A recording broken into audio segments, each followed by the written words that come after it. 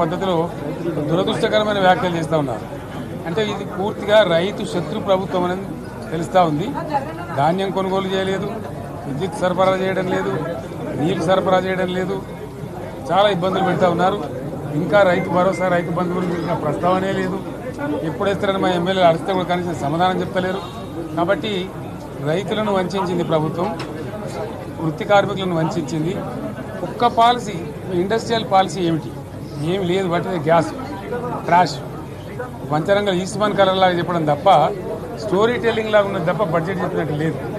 రాష్ట్రంలో వ్యవసాయ పాలసీ ఏమిటి, పారిశ్రామిక పాలసీ ఏమిటి, ఐటీ పాలసీ ఏమిటి, ఇంకా ఇతర అనేక పాలసీలు, పేద వర్గాలకు సంబంధించిన పాలసీ ఏమిటి అనే దాని మీద ఏ ఒక్క దాని మీద కూడా గ్యాస్ ట్రాషే తప్ప, చిల్లర మల్లర ప్లాట్ఫామ్ స్పీచ్ లాగా ఉంది తప్ప, అది బడ్జెట్ ప్రసంగం లాగా లేదు.